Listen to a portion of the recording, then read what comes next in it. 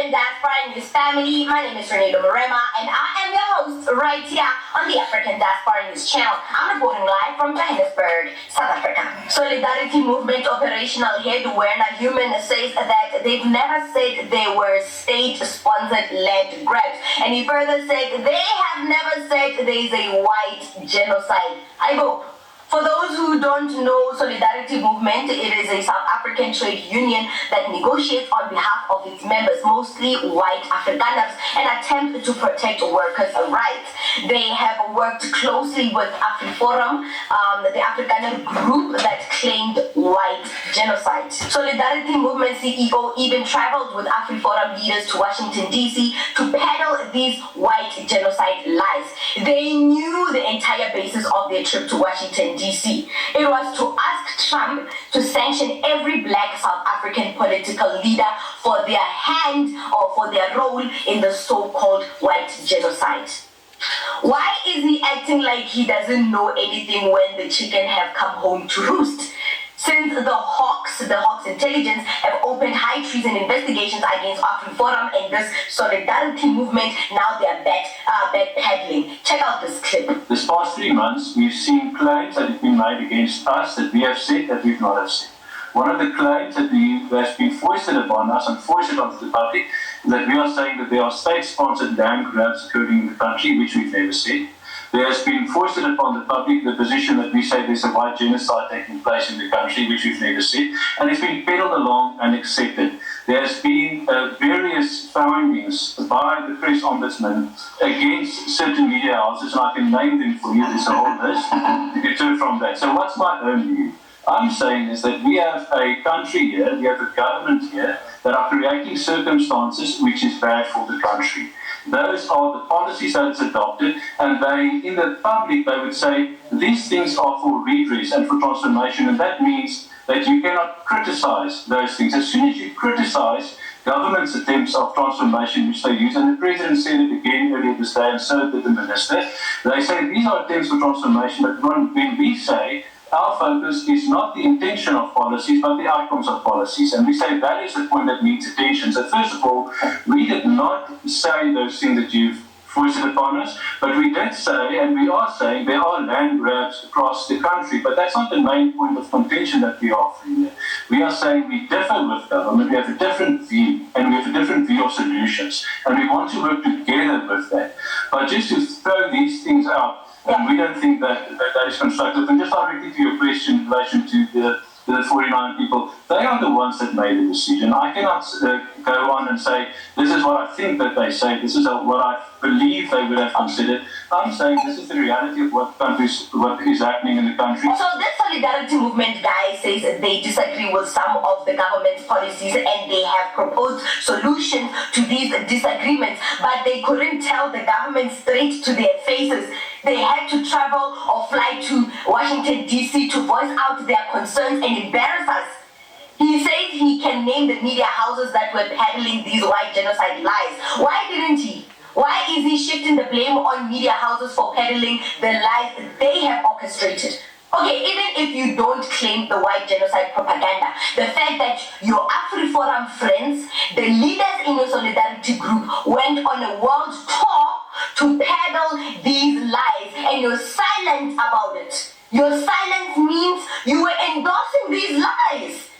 The Boers are known to be liars and not take accountability for anything. They didn't take accountability for apartheid. They'll never take accountability for falsely taking people halfway across the globe to live a life of a refugee while they were living nice, wild and free here in South Africa. Now that the Hawks are coming after them for treason, they are backtracking. They are giving us mediocre excuses to try and exonerate themselves. This low-quality reasoning capacity statement must be given to the uneducated Boers of Brakpan and Bronkhorstspruit. They can let up those lies. We are educated. We won't be taken for a ride by people who couldn't even get past the 4th grade. So him saying that, oh no, we did not say there's a white genocide. We did not say there's, state-endorsed land grabs. No, we didn't say that. We just say that we don't agree with the government's policies and we have come up with solutions for that. So yeah, some media houses were peddling these lies and they were riling us up to speak these lies. There's a case coming after you for treason. You are getting arrested. You are going to jail for peddling lies on international stages. Don't backtrack now. Don't backtrack now. Stick up for your lies. Stick up for your lies. The way you traveled to Washington, D.C. and lied to the media houses of all over the world. You must keep up the same lie and stand 10 toes with those lies. Don't backtrack now. Don't backtrack now that the chickens are coming home to roost. Stand on your lies. Stand in your truth. You said there's a white genocide. Why now are you backtracking because there's a case coming after you? Why? African Diaspora News family, my name is Renee Rema and I am your host right here on the African Diaspora News channel. I am reporting live from Johannesburg, South Africa. EFF leader Julius Malema says he'll not stop chanting "Kill the Boers." During a recent meeting between US President Donald Trump and South African President Cyril Ramaphosa, Trump played a clip of Malema chanting "Kill the Boers" and questioned why he hadn't been arrested. Addressing EFF supporters in the Free State before a local government by-election, Malema said the song is a part of the country's history. He says, and I quote, "I will not be silenced." The Constitutional Court found nothing wrong with Julius Malema's song, and quite frankly, as I've mentioned in my previous segment, no Boers was killed since this chant dropped. Check out this clip. Why is this Julius Malema not in jail? He can't respond with the simple fact that this song, "Kill the Boer, Kill the Farmer," was approved by the Constitutional Court. We are a constitutional democracy. We must defend the decision. He failed to defend the Constitutional Court of South Africa. Ramaphosa is a failure, but you must understand one thing. When Trump says, "Why is this man not in jail? Why is this man not arrested?" he simply means, why is this man not dead? Why are you not killing this man who wants to kill for white people? In that White House, my ticket was taken out. They called for my life with an attempt to silence me. They will never kill me again because where I am dead. Because black people are dead. Black people have got no dignity. Black people have got no human rights. Black people cannot determine their own destination. They are waiting on the white supremacists to tell them which direction to take. When they say stop singing "Kill the Boer, Kill the Farmer," they are going to say to you, stop demanding the land. Because you are offending white people, don't talk about the land. When you stop the land, they say black people must go back to Bantu education. There must be African schools. When you say no, they say no, that is not allowed. He made some interesting points about Ramaphosa failing to protect the Constitution when Trump asked why is Malema not arrested. He failed to tell Trump that the Constitutional Court found nothing wrong with Malema's song. It is not a violation of any human rights. It is not a hate speech.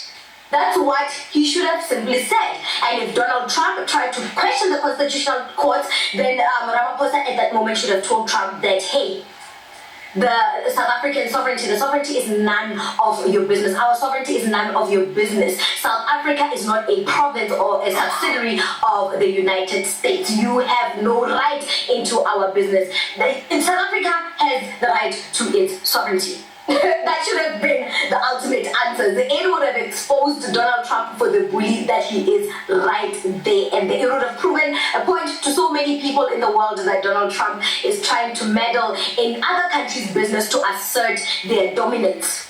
It's a bullying tactic, and I am quite disappointed at Ramaphosa for not putting Donald Trump in his place. We are not going to arrest Julius Malema. He even said so in Parliament that he's not going to arrest anyone, much to the Boers' dismay, that tagged Donald Trump on X and said, oh, even the president is refusing to acknowledge that the "Kill the Boer" chant is a violation to our rights, as if Donald Trump is going to come here and dictate how we should rule our country. You can tag him all you want. Let me tell you something little worse. You can tag Donald Trump all you want. You can complain, bitch, and moan to Donald Trump as much as you like. At the end of the day, he's not the president of this country. This is not the province of the United States. At the end of the day, we have the right to our sovereignty. We have the right to rule South Africa how we see fit. Obviously, according to the constitution, which I believe that there's a lot of loopholes favoring the white minority of this country. But it's fine.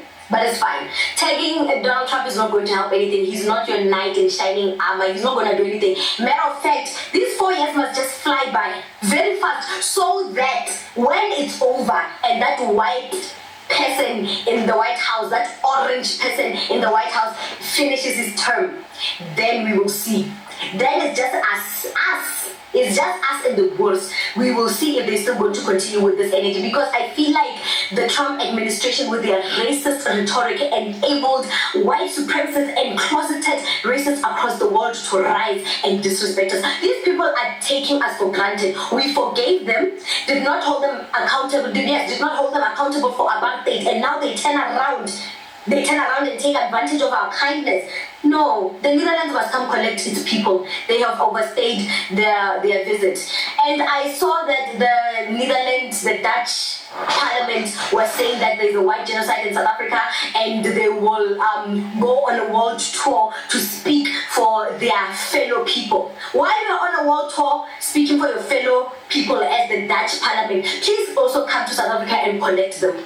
How about that? I think everybody will be doing very well in their own country where they belong. If we stay in our own countries, everyone will be fine. There will be peace. The problem is the white people that felt like the world is theirs to take, that they can come and dictate anything that we do. That they can come to other people's continent and do as they please. The problem started when white people migrated to different parts of the world. I'm not saying don't explore the world, but if you're going to do so, at least do it with the consideration that there are people that live, original people that live in the continent you're trying to explore. Respect that. But because respect is not in your vocabulary, you are racist, you were born that way. It's not even indoctrinated, it's part of your DNA. You are born that way. You couldn't help yourself. Now the continent is in disarray. We have a madman ruling one of the most powerful countries in the world, enabling racists. And we are the problem. No. I feel like maybe if we want to emphasize this white genocide, we want to make it a reality, we must go on a killing spree. We must really go on a killing spree so that they can really accuse us of the real things. One thing about me, I hate being accused about lies. I hate being accused for something I didn't do. So in order for me to really be accused and take accountability, maybe we must go on a killing spree. How about that? So Julius Malema is not going to stop singing the song, because first of all, this is not even Julius Malema's original song. They failed to paint that out to Donald Trump. It's not Julius Malema's original song. This song was sung by Peter Mtaba. This song was sung by Chris Hani. All the leaders that fought for the liberation of South Africa, they sang this song. Julius Malema just happened to remix it, but it's not Julius' original song. If you want someone to persecute, let's start back. Let's start back to the black leaders that fought for the liberation of the country. Arrest them first before we come here. We can't just skip generations. We must deal with this accordingly, lawfully. Start by arresting Chris Hani and then come to Julius Malema. Because that's not his original song. He can't be persecuted for things that he did not do. What do you think about this segment? Comment to us in the comment section below. Don't forget to like and share the broadcast. Subscribe to our YouTube channel. Hit that notification bell.